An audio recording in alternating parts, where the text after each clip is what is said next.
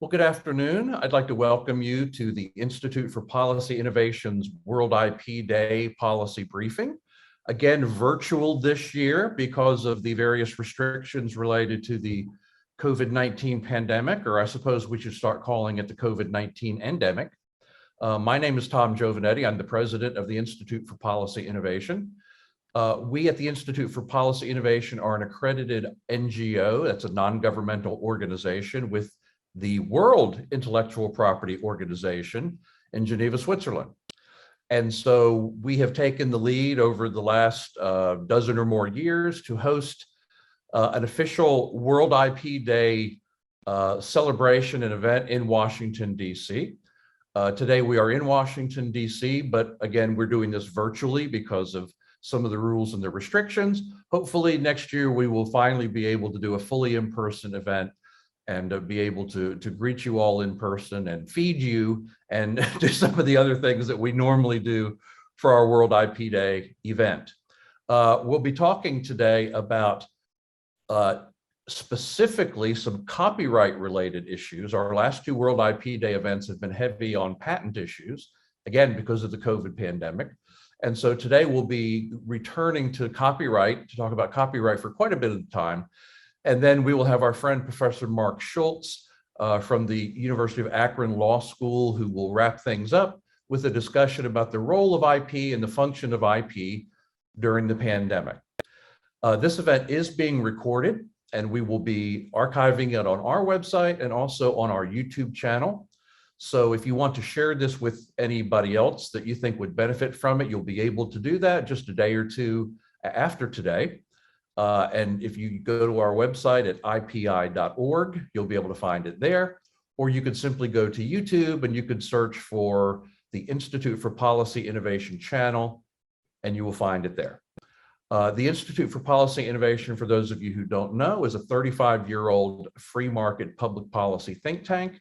And one of the issues that we work on is the issue of intellectual property, the importance of creation and invention and innovation in creating economic growth, economic transformation, technical transfer to other people and to other countries. We think these are very important, very critical issues that are often overlooked in the policy world by a lot of organizations.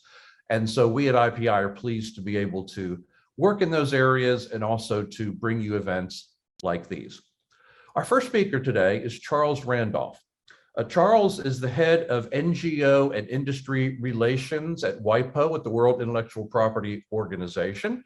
And we're really delighted to have Charles with us today. He's going to talk a little bit about what he does at Wipo and what Wipo is doing. And I will also suggest to you, in Zoom, you have this choice between the gallery view and the speaker view. And because we won't really be doing any panels today, because we're only doing individual speakers, you might find it more convenient to choose the speaker view rather than the gallery view. So Charles, we are delighted to have you with us. It was a pleasure to meet you last night in person at our reception. And we're delighted to have you with us today. So please talk to us and to our audience for a few minutes about what's going on at Wipo, what you think we need to know. Thanks very much, Tom, and thanks for the invitation and the opportunity to speak to you all today. I have a relatively short presentation, about 8 PowerPoint slides, and just to present some of the general directions that some of the systems are taking over the past couple of years. So if I could do share screen. Is that? You should be able to. All righty. Let's see now. Okay, can you see? Yes. Okay, great. Today I'd like to present a little bit some of the main takeaways from our World IP Indicators report that my colleagues compiled and issued this past November. And really there are kind of two main takeaways that I took out of it. The first being that despite the pandemic and some very relatively dire economic conditions, IP continues to be terribly resilient and vibrant, and it's moving forward quite well. The second takeaway is that the center of gravity continues its shift. I mean, this isn't new, but it's it's definitely continuing and pronounced towards Asia. In looking at the patent application filings, 2010, 2020, you can see that China, well, you can see that Asia is getting an ever larger share, and that China alone accounts for the lion's share of it, followed by Korea, Hong Kong, and India. So that would be China, Korea, Hong Kong, India, accounting for most of that large section of the circle you see in 2020. Or you see on the right-hand side. In 2020 alone, the Chinese Patent Office received 1.5 million applications, which was over 2.5 times the amount received by the USPTO, which was the next closest. And that was, they registered just under 600,000 applications. And then after that, it was followed by the Japan office, the Korea office, and the European Patent Office. And together, the top 5 offices, these top 5 officers account for over 85% of the world total in terms of patent applications. Also, before leaving patents, one of my colleagues in the PCT just asked me to flag that 2 new contracting states joined, Iraq and Cabo Verde, and there's a series of rule adjustments and changes coming into effect in July this year. I don't need to get into any of the details here, but if anyone does wish to have additional details about these, please flag it for Tom or myself, and I will be happy to put you in contact with our colleagues in the PCT who can answer your questions more in depth on that. Now, when we look at the differences in filing systems across the national and regional offices, and we harmonize them, we can see the trademarks grew in 2020 by nearly 14%. And although the stats aren't on this chart, they continued their growth in 2021 as well, also just slightly over 14%. And the total number of trademark classes specified in the applications, which we've referred to as the application class count, has reached over 17 million. 2021, interestingly, marks the 12th consecutive year of increase globally that we're seeing in trademark filings. And as was the case with the patents, China continues to be the major driver of growth in this area. In 2020 alone, the Chinese office accounted for 73% of the global increase in trademark filings, with the next closest individual office being the US PTO, which accounted for 9.6%. So that gives you an idea just how major China is in that figure. After the US, interestingly, it was the Russian Federation, the Islamic Republic of Iran, and Turkey were the next 3 most significant trademark filings that we recorded in 2020. On the geographical indications front, we have received information from 92 national and regional authorities. And the 2020 data that, which is the latest we had, indicates there's roughly 59,000 protected GIs out there in existence. Now, this will inevitably include a certain amount of double counting, because many GIs are protected both in bilateral and or multilateral agreements. So there will be some double counting, but this gives you the general indication. And on the GI front, the high income countries collectively account for about 47, almost 48% of GIs in force. And then the middle income countries collectively account for over half, over 42%, nearly 43% of the GIs in force. We want to look at regional distributions. Europe had the most GIs across all regions, roughly 57%, followed by Asia, Latin America, and the Caribbean. design applications continued their growth. I thought in this case I'd put more of a historical time chart that really does demonstrate the rapid increase in China in recent years. Again, 2% in 2020, but then in 2021, the latest numbers that we've got indicate a 21% growth in industrial designs in 2021. And since 2006, the industrial design applications globally have increased every year, with the exception of 2014. And again, much of this is fueled by growth in Asia. Now, I'm going to shift away from kind of these main takeaways from the IP indicators report. And I just wanted to flag an area of work that we're focusing on increasingly at Wipo, which is frontier technologies. The last 2 decades, as you all know, we've seen an explosion in the technologies that are really transforming not only the world in which we live, but they're transforming the way that people innovate and create. And I'm talking about things like AI, quantum computing, blockchain, computer-brain interface, and the metaverse. And we refer to this often as the 4th industrial revolution or as Industry 4.0. And as these technologies are developing and moving forward at a rapid pace, we as an organization also need to adapt and adjust and move forward to make sure that we can adequately administrate these systems in an agile manner and handle it. If we look at the value already today, we estimate the frontier technologies represent a $350 billion market that may well grow to a 3.2 trillion one within a few years from now.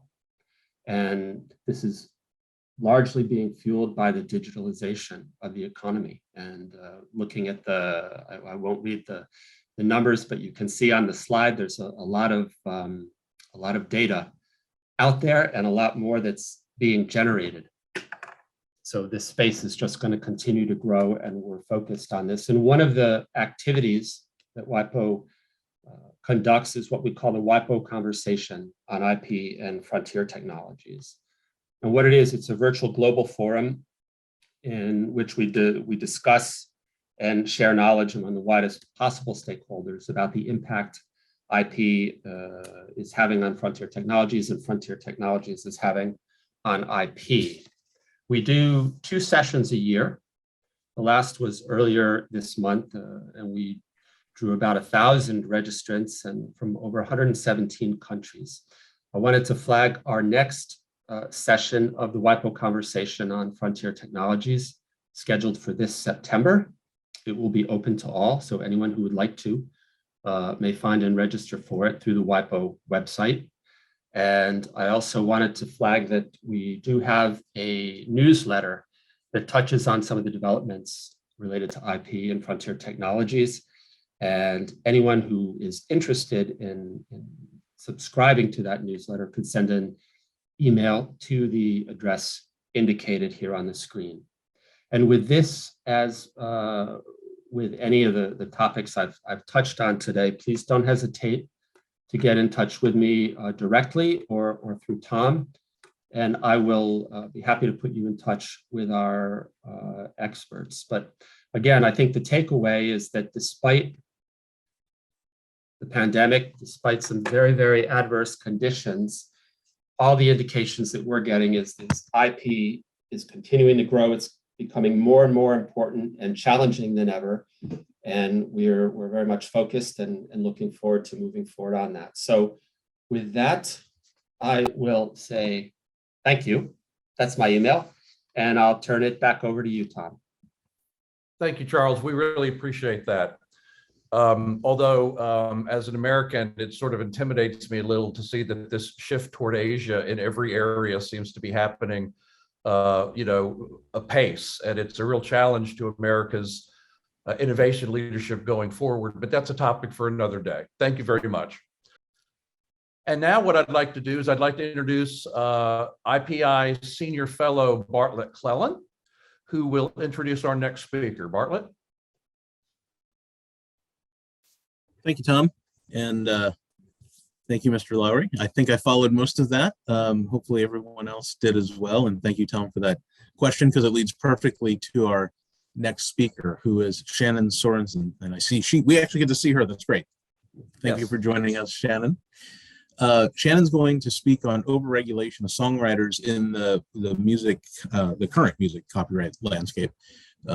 But let me give you a little bit of her background in case you are wondering from whence she hails and whether she's an expert, and I guarantee you that she is.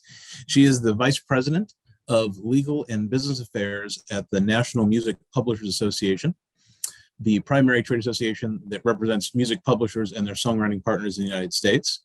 And Shannon, I'm happy to say I, way back in the day, used to work with your boss when we were involved in Capitol Hill, or on and around Capitol Hill.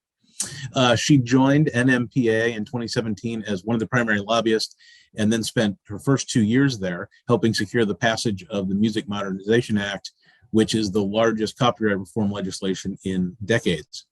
Since then, Shannon has transitioned from lobbying to legal and business affairs. Thank you for going to the honest side, Shannon. We appreciate it.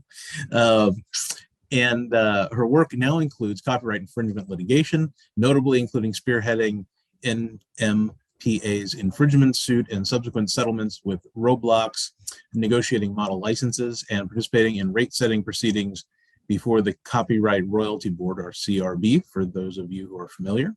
Shannon also advises on domestic policy and is responsible for NMPA's international policy work. I have no idea how you get a tenth of all of that done in a day, much less all of it. So congratulations on schedule juggling. And with that, Shannon, you have the floor. Thanks, Bartlett. And thank you, Tom. I'm happy to be here today. Good day to celebrate World IP Day. My voice is a little bit gone. I'm getting over a cold, but hopefully you can hear me a little better than David. So I'm Shannon Sorenson. I'm with the National Music Publishers Association. I'm going to touch on a lot of the same things that David was talking about. So I think, you know, he teed that up well. And now with a slightly better internet connection, I will bring it home.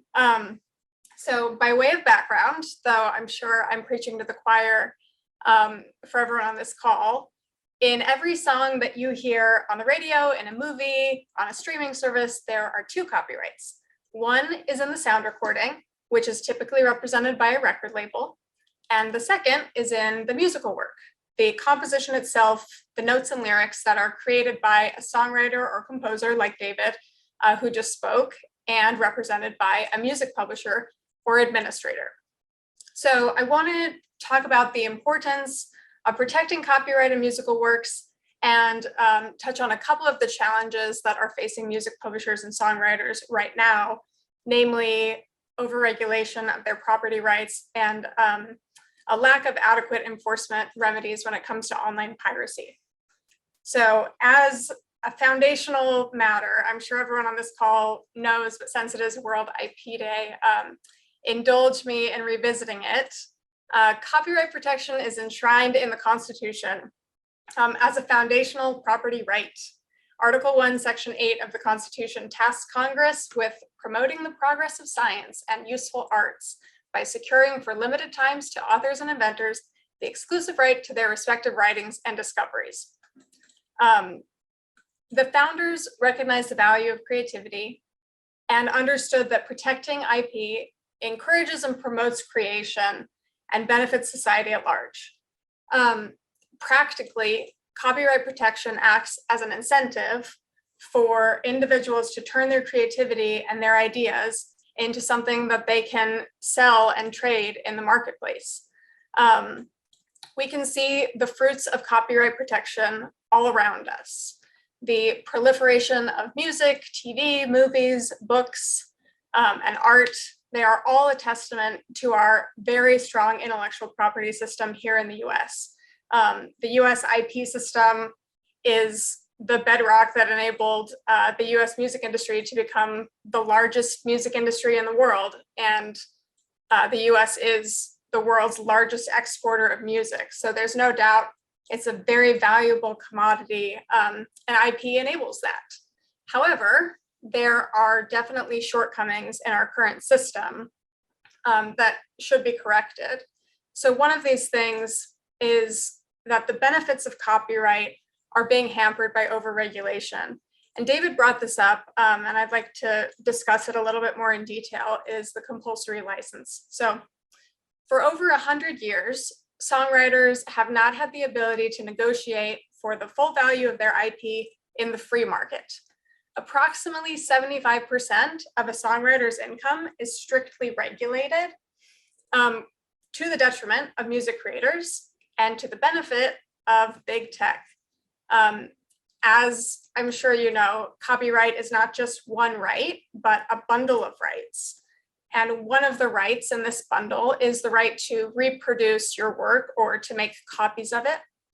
And for songwriters and publishers, this is where the problem began.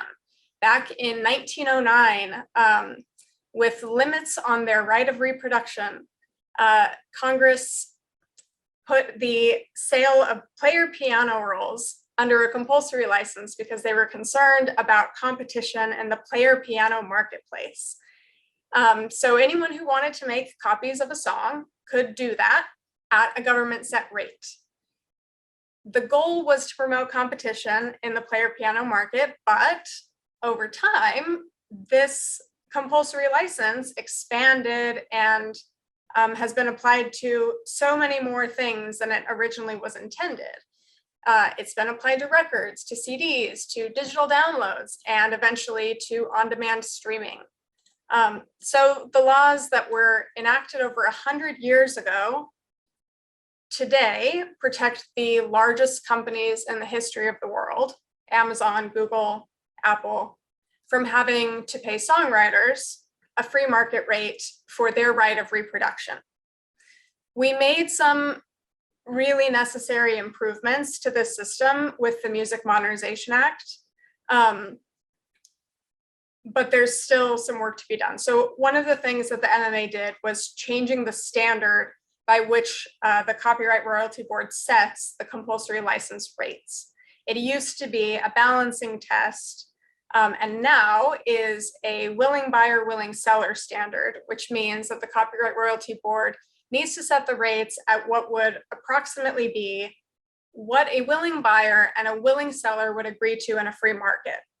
As David mentioned, it's very difficult to approximate what a free market would decide on when musical works have never really existed in a free market. Nevertheless, we're optimistic to see how that rate will turn out, and we're in the beginning of that process now for the Phonorecords 4 proceeding.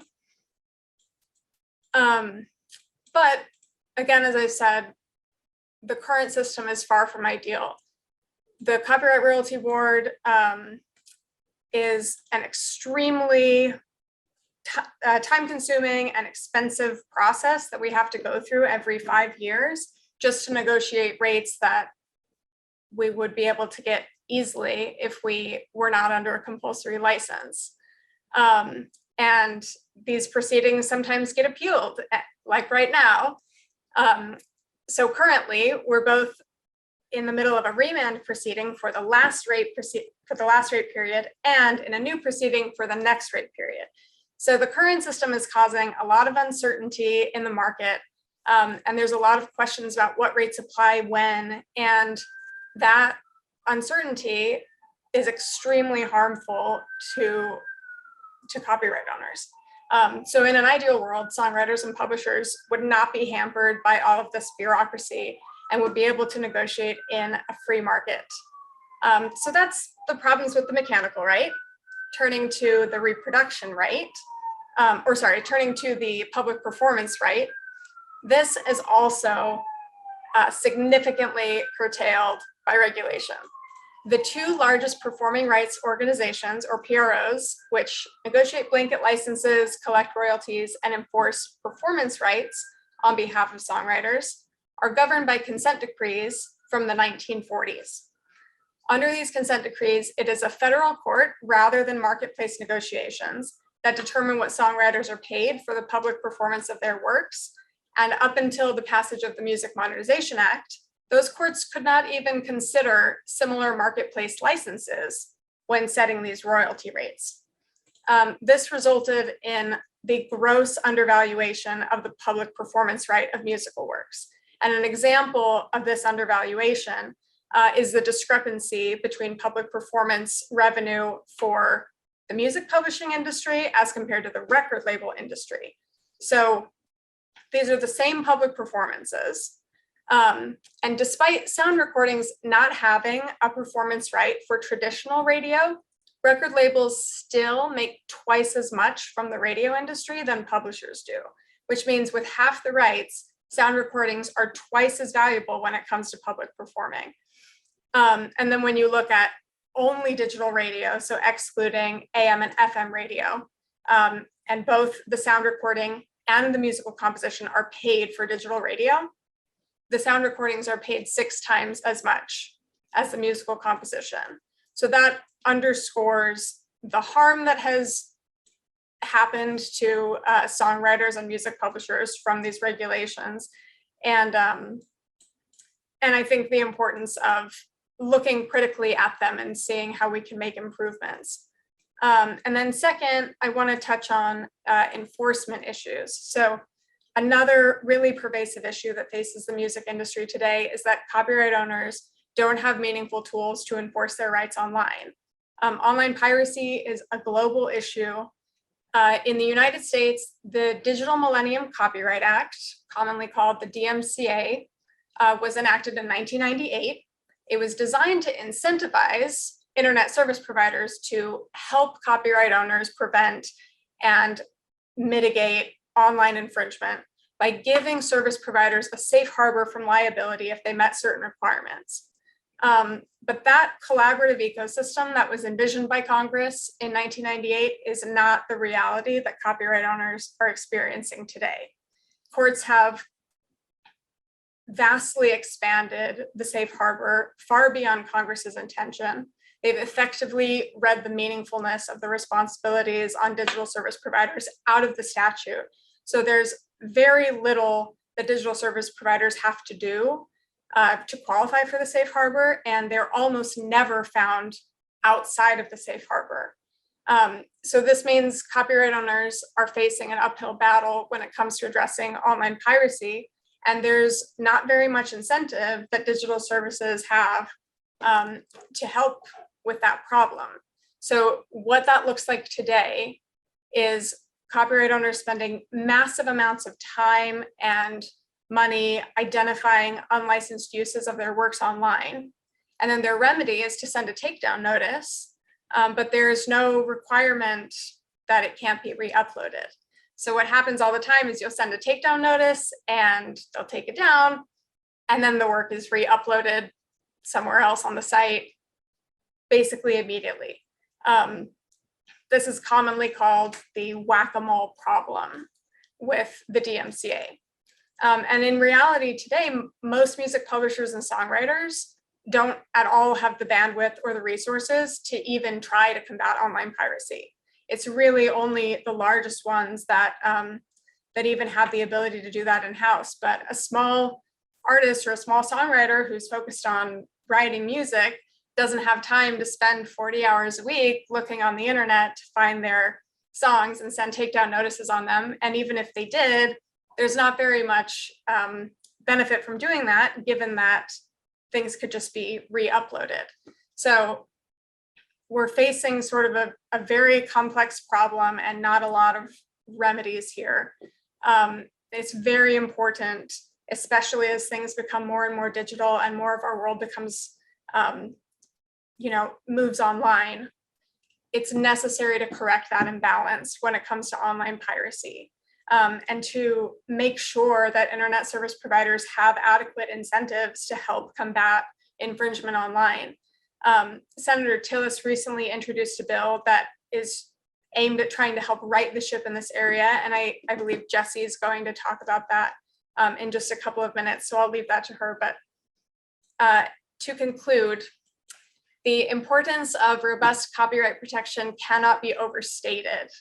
We are extremely fortunate that so many people in the policy world and so many people in Congress are working to preserve and improve IP protections and iron out the wrinkles that we're facing. So thank you to IPI for being part of that effort. And again, thank you guys for having me today, and happy World IP Day.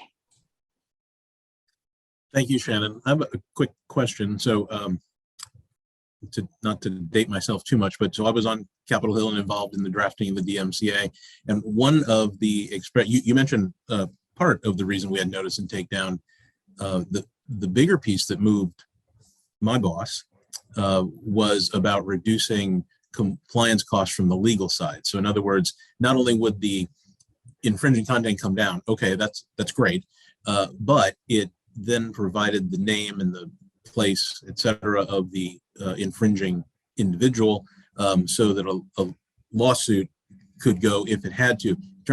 We believed that it would, in general, eliminate the need for a lot of the lawsuits, and certainly for a lot of the cease and desists, in particular because of the DMCA notice, as it became called. It sounds to me like you're describing a system where that piece is not helpful either, that in fact now you would do a DMCA notice and you still have to go to a cease and desist ultimately. And if you're that individual, then that means individual songwriter, then you in fact are now having to hire counsel to go from beginning to end. Do I understand that correctly? I just wanted to make sure. Yeah, no, absolutely. And I think a lot of the time, knowing that that's what the DMCA calls for, is if there's a counter notice, if there's pushback, your remedy is that you have to file a lawsuit within 2 weeks, which is extremely fast for any lawsuit under any standards. But for small creators, they just simply don't have the resources to pursue that a lot of the time. So I think as we're looking at this critically to improve the system, one is improving the notice and takedown system and finding ways to keep content from continually being re-uploaded, like technical measures that can help identify copyrighted works, or incentivizing licensing on these platforms, but also to give sort of meaningful remedies when platforms don't comply with their responsibilities, so that small copyright owners don't have to take things to court, and that being their only remedy. There's also recently been the Case Act, which established a small claims court within the Copyright Office, which should be hugely helpful when it comes to being able to bring copyright infringement suits for people who don't have the resources to hire a big firm and take something to federal district court. Thank you so much for that. Thank you for joining us today, and thank you for the hat tip to celebrating World IP Day. I haven't seen balloons in anyone's office yet, but I'm sure that's just because the cameras aren't in the right location. So thank you, Shannon. We look forward to working with you in the future. Thanks. You know, when I'm listening to Shannon talking about how it's the job of this government bureaucracy to determine what the price would be in an actual market, it kind of makes my head explode, because it's like, you know what? That is actually what markets do. Markets determine what a market price is, not some government bureaucracy. So thanks, Shannon, for making my brain hurt with that. Next up is Jessica Richard. Jessica is the Vice President of Federal Policy with RIAA, the Recording Industry Association of America. Jessica, thanks for joining us. I'm so pleased to be here. Thanks for having me. I also love following David and Shannon because we have this whole music industry synergy going from artist, songwriter to publisher to label representative. So you'll get to hear about how all the little pieces fit together. I, as Tom said, work at the Recording Industry Association of America. For anybody who's unfamiliar, we are the trade association in DC that represents the major record labels. So as Shannon set out, the different parts of different copyrights in music and the publisher's role and the label role. We're on the label side, and we work in areas of common interest to our 3 member companies, and we advocate on their behalf in terms of policy on the Hill, in the States, internationally, in terms of litigation where necessary, content protection, and so forth. So we deal with all kinds of issues and have been intimately involved in intellectual property policy for decades. I don't have to tell you, but I will anyway, that copyright is fundamental to how the music business operates, how record labels function, and how revenues are made from music, because without it, with free sharing, creators wouldn't be compensated, and it would fail to function in the marketplace. So we are huge advocates for strong copyright protections here and abroad, going back from the DMCA when it was drafted, to the MMA when I worked with Shannon and getting that passed, to today when we still have lots of challenges that we intend to work on going forward to promote strong protections and make sure that the work of our creators is accurately valued and realizes that value through intellectual property. Jessica, we should also mention that it's your organization that gives out the platinum records and the gold records, right?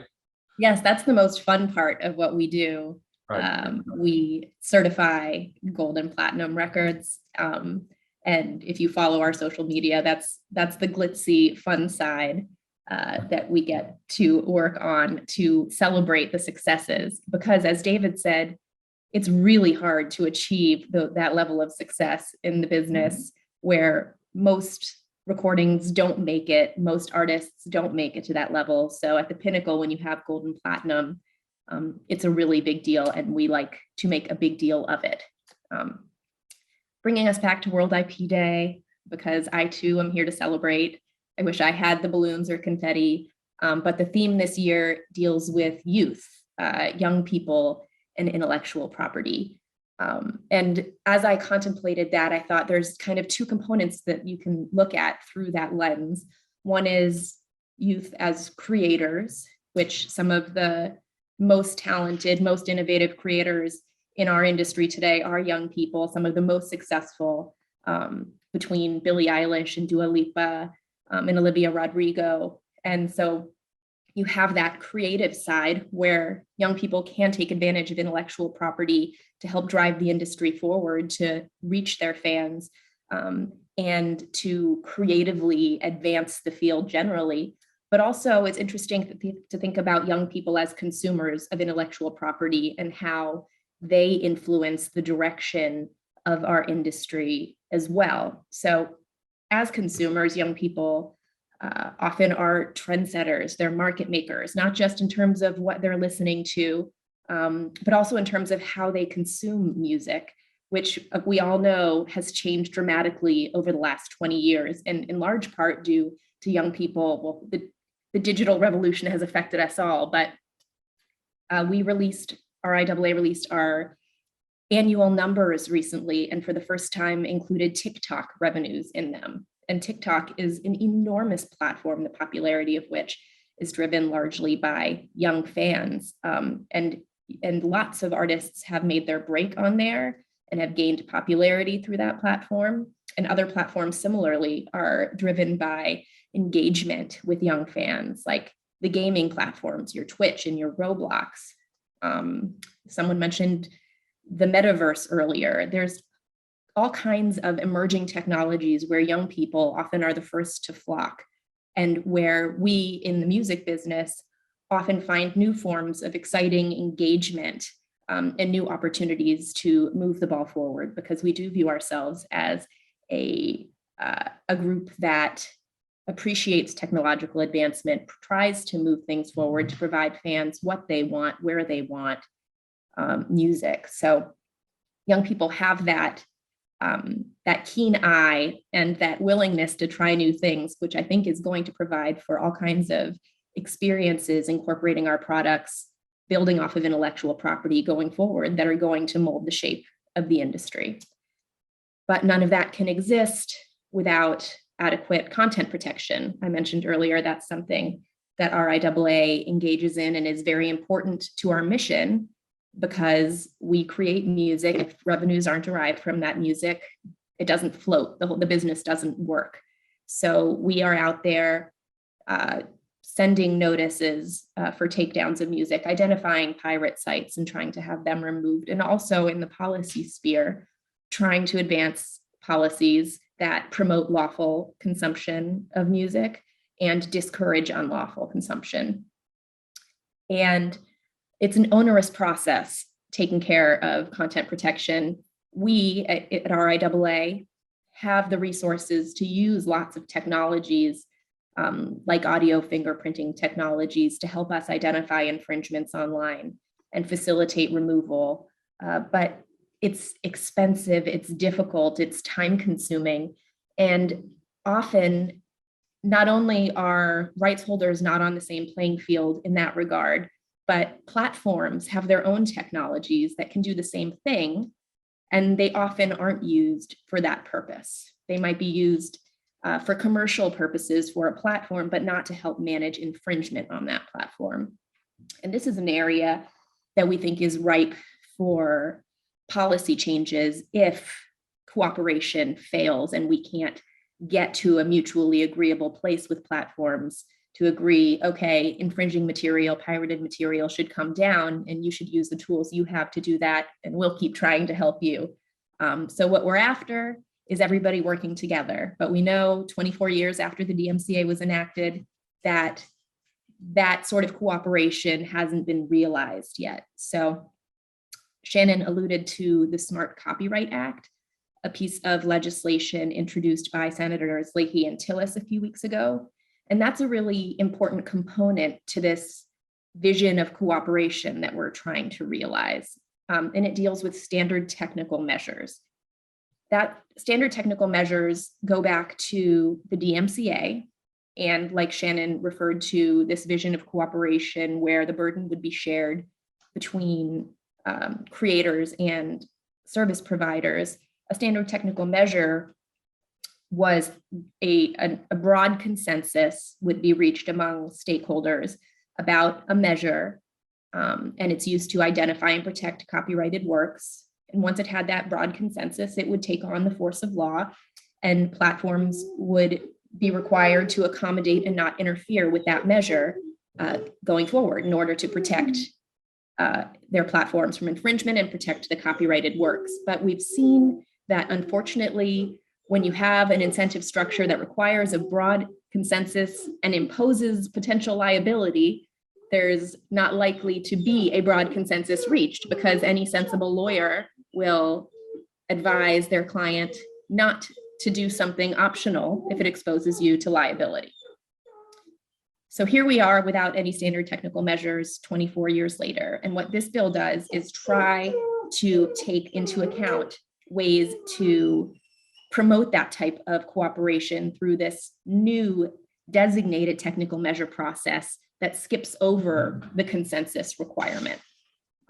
It doesn't skip over the importance of a measure being used widely in the marketplace. It doesn't create within the Copyright Office or Library of Congress kind of a new arbiter of what technology everyone should be required to use without regard to their capabilities and what's actually happening on the ground. Rather, it takes care of stragglers, of entities, platforms that aren't doing the right thing when everyone else is. So it creates an assessment, triennial assessment within the Copyright Office and Library of Congress to determine whether these technical measures exist in the marketplace, looks at how they're used, how common they are, what the parameters might be of those measures. And then it says, if it determines ultimately, with the advice and counsel of other agencies with expertise in areas that might be relevant, if it determines something's a designated technical measure,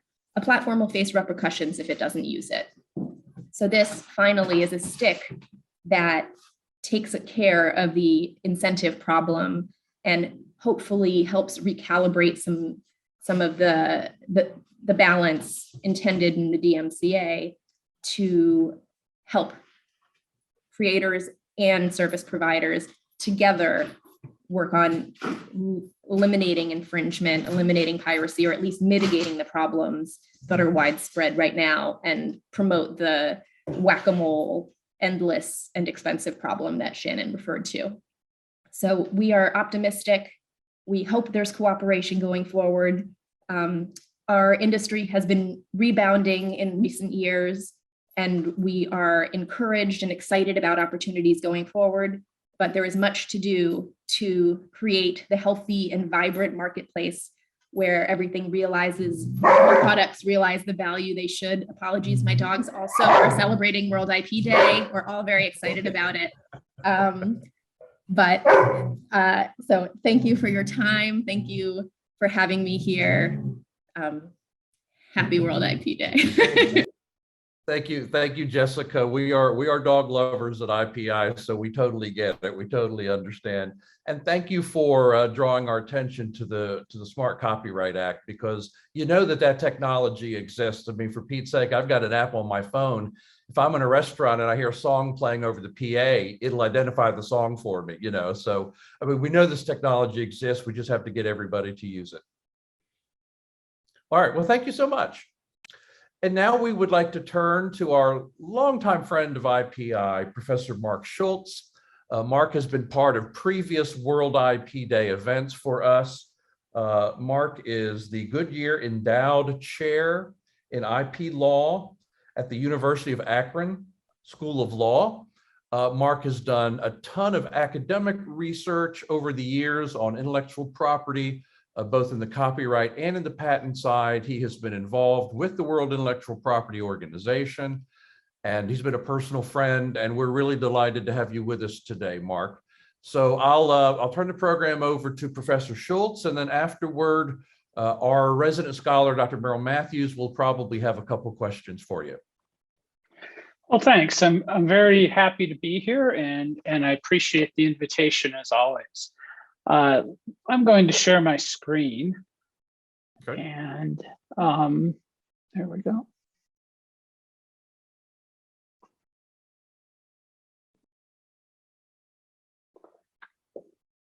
Okay, can you see that all right?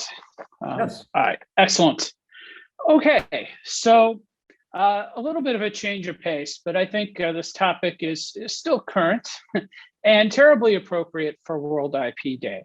Not only is the development of vaccines and therapeutics in unprecedented time one of the finest achievements, perhaps the finest achievement of our life sciences industry and of public researchers, but it's also probably the intellectual property system's finest moment. A lot of people don't appreciate that. In fact, people have been saying at times that IP is a problem. They've really been saying it since the start. I've spent over probably the last 2 years at every step of this pandemic, discussing whether IP was going to be a barrier in the next step against fighting it. I think I wrote my first op-ed on this issue back in March, and I've been doing research since. This past year, we had the opportunity to talk to a number of the manufacturing experts and executives from the companies involved in the fight against COVID. It was a really unique opportunity, and I produced some research working with co-authors that I've put into the chat. I put links in the chat, so check that out.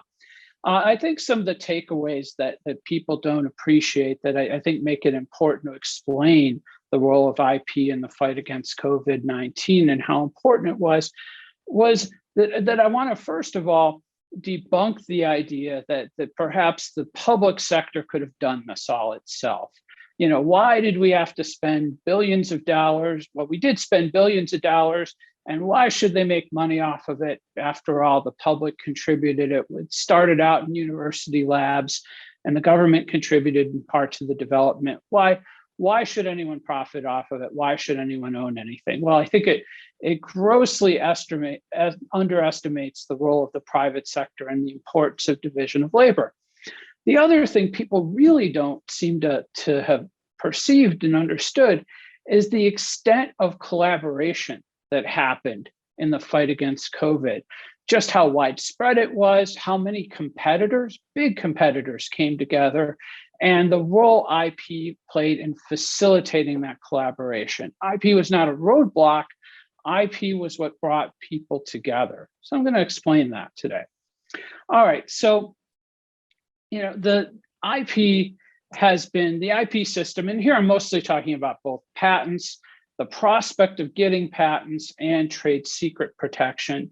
It played an important role at every one of these steps, moving the basic research from university labs into startups so that technology platforms could be developed, developing the mRNA platform in particular, then developing the COVID-19 vaccine specifically, and then investing in developing manufacturing capacity and collaborating with others to manufacture.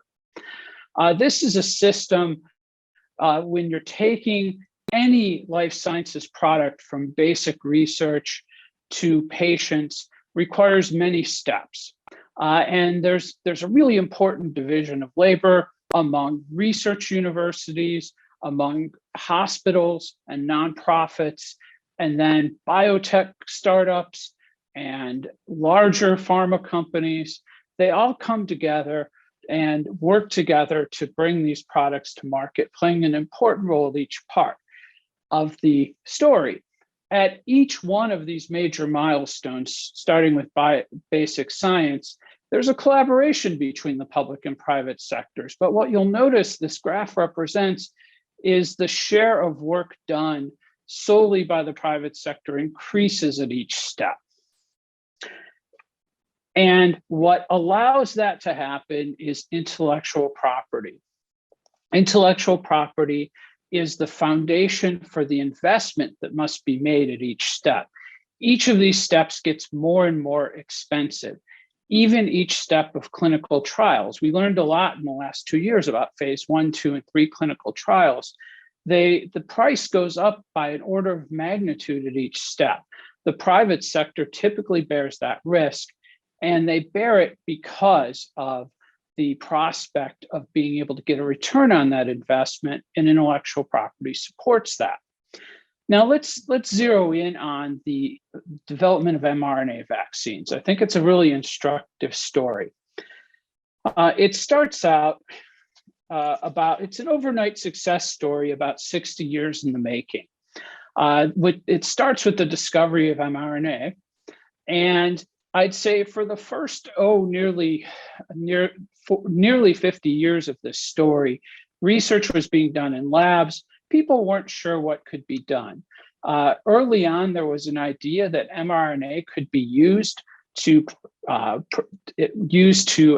encourage, to program our cells, to make proteins that could then provoke an immune response, which would then have all sorts of useful attributes that could be used to fight cancer, but also be used to fight viruses. Now, the problem here, the challenge here, though, is that mRNA was fragile, and mRNA provoked an immune system response. Before it provoked the desired response, the mRNA itself was attacked and destroyed by the body. So researchers over the decades had to figure out how to tackle these two problems. And they had, by 2008, they had developed a way around the body's immune response, and they had figured out how to coat the mRNA with lipid nanoparticles, basically fat. If you got an mRNA vaccine, you got a lot of fat, little tiny lipid nanoparticles with RNA embedded in the center, mRNA embedded in the center, messenger RNA that gave your cells instructions to produce proteins. So this part of the research was done by 2008. What happened next? Well, there was a handoff to the private sector. And for the next 12 years, billions of dollars were invested in startups and private money, particularly in Moderna and in BioNTech, which Pfizer teamed up with. Before the pandemic started, I was working on another project, and I had the privilege of meeting Dr. Derek Rossi, the founder of Moderna, and I interviewed him about the role of IP in founding companies, why it's important. And Dr. Rossi has gone on to found 5 biotech companies. He's an incredibly important and productive person, and we can be particularly grateful for his work on mRNA over a decade ago, nearly 20 years ago. And what he explained was that, you know, no matter how good the science is, and by the way, he always says it starts with great science. You don't get anywhere without great science. We have to always give credit to those labs and the government funding that facilitates them. But he says nothing happens next. There's no applied science without the private sector investing. What he explained is 2 things. One is there needs to be some return on investment, but 2, even more important, there's a division of labor. There's a handoff.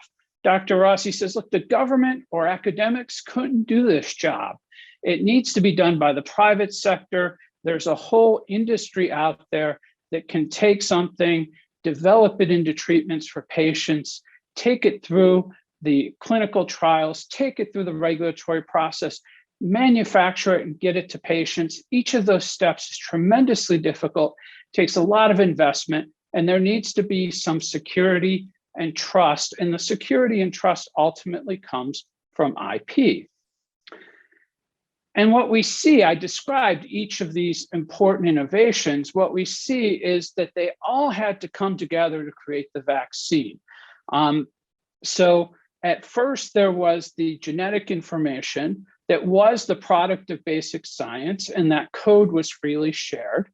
But then we needed the technology to modify the RNA, to encode the antigen, and then we needed the lipid nanoparticle technology, which eventually produced, we then needed the next step to be able to produce vaccines.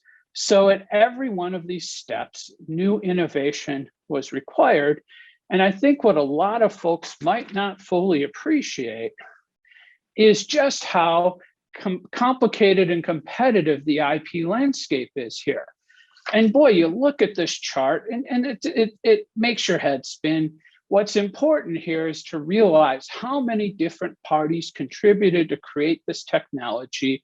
It's nowadays, the life sciences is no longer a matter of, you know, one patent on one drug.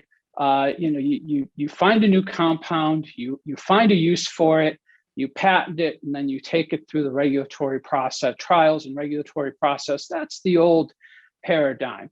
The modern paradigm, we see innovation at each step. We see innovation in the platform technologies. We create new platform technologies, things like mRNA, things like most biotech innovations require a fundamental new type of technology to synthesize the new compound. And once we develop that technology, we find all sorts of uses for it, but it's years in the making to find the specific applications that work. And then there needs to be a lot of innovation with regard to manufacturing these new things. And so that's why this landscape looks so complicated, and yet it works. Why does it work? Because people would rather cooperate and work on a goal together, work to achieve a goal together and make money rather than fight each other. I think so often people forget, and lawyers forget this all the time, professors forget it all the time, policymakers forget it all the time. IP does not exist to foment lawsuits. The health of an IP system is not determined by looking at court filings. The health of an IP system is determined by looking at the innovative landscape. Are companies investing? Are they innovating? Do we have a robust cooperation out there? Are people getting what they need? That's how we judge the value and health of the IP system, and it worked well. This complicated system is resolved by mutual self-interest and cooperation. And in the case of manufacturing the vaccines, where there's been a lot of angst and concern and suggestions that there was slacking going on, or companies were being selfish, this is where some of the biggest misconceptions exist. Manufacturing mRNA vaccines for the first time in a very short time frame required really significant innovation, and it still is a very technically challenging endeavor. So just being able to produce a treatment at an experimental level is really very, very short, orders of magnitude short of what's needed to manufacture billions of doses. So one expert I talked to described the challenge of scaling up mRNA vaccine production from a laboratory to a factory. He quipped, gee, that 2,000 liter reactor with process control and computers hanging off of it doesn't look much like a test tube, right? Just because you can synthesize something in a lab doesn't mean you're able to take equipment like we see on this slide and produce a vaccine. So Pfizer had to develop an entirely new manufacturing process overnight via Zoom, mostly because there was social distancing. They developed a 50,000 step manufacturing process. They worked with many dozens of suppliers, 280 materials in total, 10 to 15, which were entirely novel to this vaccine. And through continuing innovation, they were able to cut the initial production time in half. So this is a big story of manufacturing innovation. And it was a similar story for the Mrna vaccine. So great. And what did they do with all this knowledge? Did they keep it to themselves? Did they say, okay, we have our factories, we have our plants, we will manufacture the vaccine and make money? No, they cooperated with others. This is a complicated process. It involves many steps. You make the basic substance. You have to bring it together with the lipid nanoparticles. You make a bulk drug product. And then at the end, there's fill and finish, where the bulk drug product is put into vials and labeled under properly regulated conditions. At every one of these steps, Pfizer, Moderna, Johnson & Johnson, AstraZeneca sought out partners. Nobody had the capacity to do this on their own. And humanity needed billions of doses. So they worked with contract manufacturers to manufacture the basic substance, to purify it. They found other partners to do the fill and finish, that last step. And in many instances, these weren't just contract manufacturers, they were some of their biggest competitors. So AstraZeneca, Johnson & Johnson, Pfizer, they all worked with Sanofi, Merck, and other major companies. They taught them how to make the product. All these novel steps I talked about, all these 50,000 steps and new materials, they shared them. So take the experience of Pfizer working with Thermo Fisher. They identified a Thermo Fisher plant in Italy as a potential place to make the vaccine. They then started working with them. It was a 7-month process. They transferred more than 500 top secret files containing at least 5,000 pages of documents on making the vaccine over secure computer servers. They sent a team of 20 employees who stayed on site 7 months training Thermo Fisher workers. So this is not an easy process. Don't let anyone don't believe those stories where people said there's all this excess capacity sitting around. Pfizer had to spend 7 months working with a very sophisticated partner to get their plant up and running. And then once a vaccine's components are manufactured by such a partner, they still need to be done. They need to be assembled and packaged in vaccine vials in the fill and finish process. And that process can typically, outside of pandemic and an emergency stage, that know-how transfer to set up a fill and finish facility can normally take 18 months and 10 stages with hundreds of more steps. And instead, it all happened very quickly. And what we found as of August, we found over 40 manufacturing partnerships to produce the main components of the vaccine, an additional 27 fill and finish partnerships on every continent except Antarctica. People were working, the major vaccine producers were working with companies around the world, sharing their technology, transferring, and it was all based on the trust created by intellectual property. When I talked to Pfizer, for example, they talked about their partnership with BioNTech. And BioNTech was a startup that had developed the mRNA technology platform. BioNTech knew it didn't have the capacity itself to do the manufacturing. They'd already been working with Pfizer to some degree on other projects.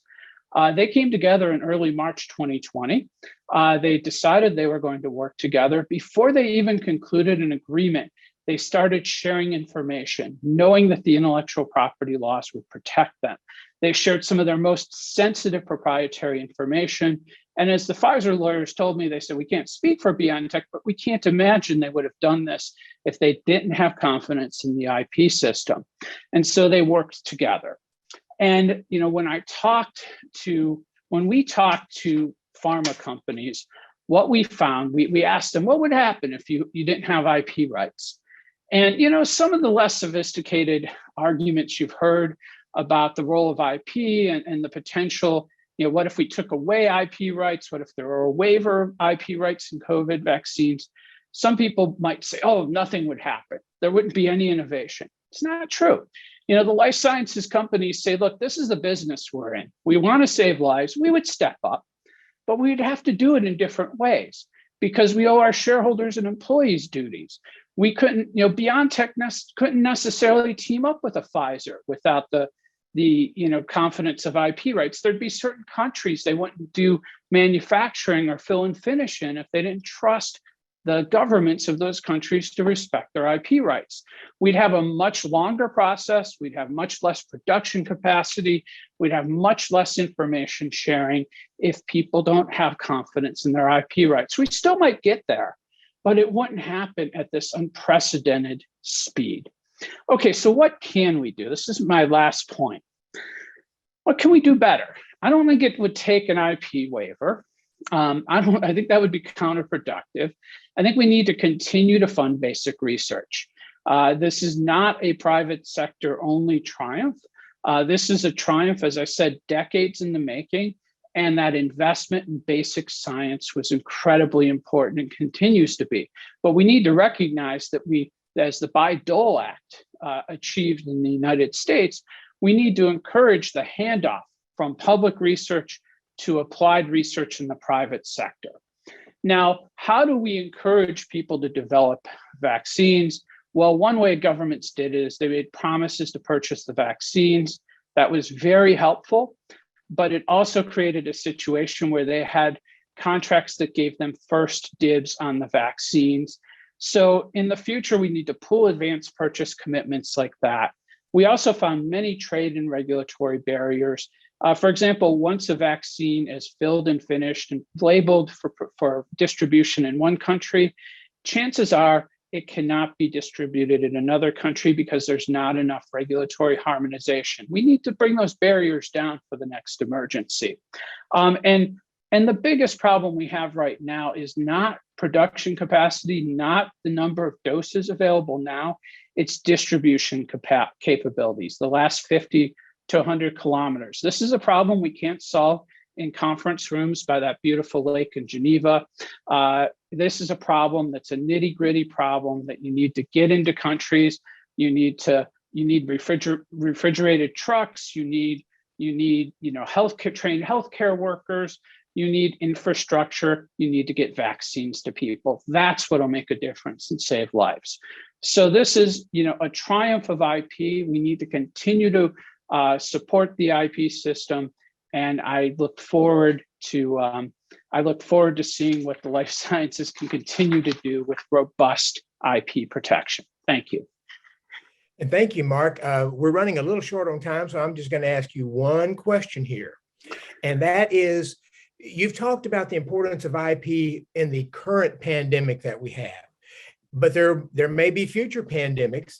And in addition, I would argue that much of the future of medicine is moving towards vaccines for cancer, for arthritis, for diabetes, for HIV, and other things. So talk a little bit about the importance of IP for the future of medicine when you want to make sure that you, as companies are coming up with these remarkable new therapies and preventive aspects, that they've got the guarantee that they can be able to profit off that.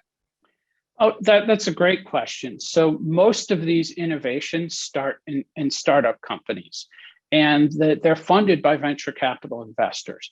Most of them fail, and the venture capital investors understand that. For every Moderna or BioNTech, they probably have 5, 6, 7, 8, 9 companies that fail. Their products don't work, and that's what happens. That's what they expect. The one risk they can't accept is that for the companies whose products succeed, those successful products would be taken away. Then there's no upside. And believe me, venture capital investors are sensitive to this. This is something in the project where I talked to Dr. Rossi before the pandemic. I was looking at exactly this issue, patterns of venture capital investment. And the venture capitalists say, look, we want to make money, but we also like this industry. We want to see it develop, but we have responsibilities. We're not, don't think of us as like some kind of heroes or something, but we do invest people's pension funds. We do invest other people's money, and we can't invest other people's money in companies whose main products can be easily taken away. So they said, we may shift our investment to things like lifestyle brands, which socially, do we want more food and beverage, hotels, lifestyle brands, or do we want more life sciences?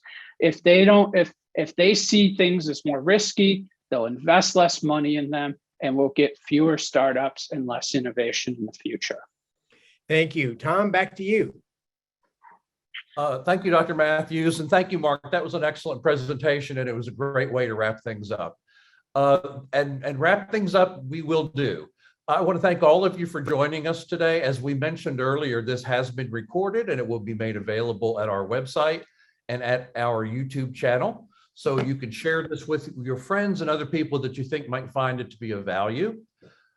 We talk a little tongue-in-cheek about celebrating World IP Day. It's not the most prominent holiday on the calendar, but I hope that you have come to have a better appreciation for the importance of intellectual property as a result of this event, and that you can understand why this is a good opportunity for us to talk about IP and why it's important.